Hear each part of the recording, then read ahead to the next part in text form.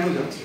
আসলে দেখা যাচ্ছে আমাদের বাজেটের মধ্যে 100 কোটি টাকা ফেরত গেছে গত বাজেটে, মানে স্বাস্থ্য খাতের বাজেটের থেকে। তো সেটা কারণ কি? সেটা ছিল হচ্ছে গবেষণা ক্ষেত্রে বরাদ্দ ছিল। সেটা স্বাস্থ্য খাতের অন্য যে জায়গাটা আমাদের দরকার, যেমন আমাদের দরকার হচ্ছে কি আমার স্বাস্থ্যের জন্য যে খরচ আমি দিচ্ছি সেই খরচটা কমানো। আমি একজন আমার আউট পকেট খরচটা 74% দিতে হচ্ছে। কেন? আমাকে ওষুধ কিনতে হয়, আমাকে পরীক্ষা নিরীক্ষা করাতে হয় নিজের পকেটের খরচ করে। আমি সরকারি হসপিটালে গেলে আমি সরকারি হসপিটালের সাপোর্টে পরীক্ষা নিরীক্ষা করতে পারি না, মেশিন ভালো থাকে না বা মেশিন নাই, এমন একটা পরিস্থিতি ক্রিয়েট হয়ে আছে। তো সেটার জন্য বরাদ্দ দেন। আমার ওখানে চিকিৎসক নাই, সেটার জন্য বরাদ্দ দেন। আমার ওখানে নার্স নাই, সেটার জন্য বরাদ্দ দেন। আমার এইসব কিছু না থাকার কারণে আমাদের ডক্টরসরা যতটা প্রেসারে আছে, যতটা কাজের প্রেসারে আছে, ওই কাজের প্রেসারে রেখে তাদেরকে দিয়ে যদি গবেষণা করাতে চান 100 কোটি টাকা দিয়ে, it's impossible, sorry to say, এটা সম্ভব না।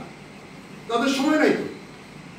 একটা হসপিটালে আপনি গিয়ে দেখবেন ফ্লোরে মানুষ, ফ্লোরে 10 জন বেডের সিসিইউতে আমি 2 বছর কাজ করেছি। 10 বেডের CCU, coronary care unit.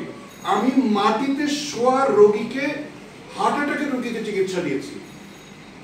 Heart অ্যাটাকের রোগী ওখানে আমার 10 জনের বেডে 30 জন, এক রাতে 20 জনও আসছে, ভর্তি দিতে হয়েছে, ফেরত পাঠাতে পারছি না। তো আমি কি গবেষণা করব?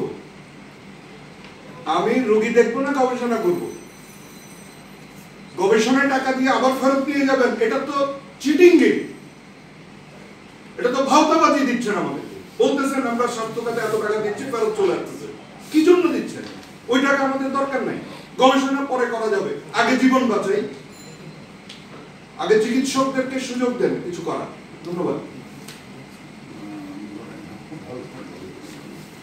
আরেকটা বিষয় হলো টাকা ফেরত দেওয়ার জন্য, সেটা হলো যে অর্থ ছাড়ার একটা বিষয়।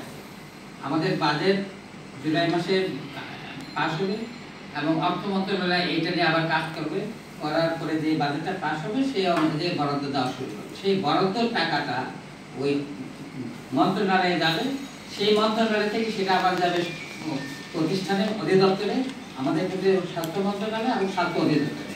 এবং দেখা যাচ্ছে যে সমস্ত টাকা কিন্তু জুলাই মাসের বাজেটের টাকা আমরা জানুয়ারি মাসে পাচ্ছি, এবং এই টাকাটা কিন্তু আবার এই জুন মাসের মধ্যে শেষ করতে হবে।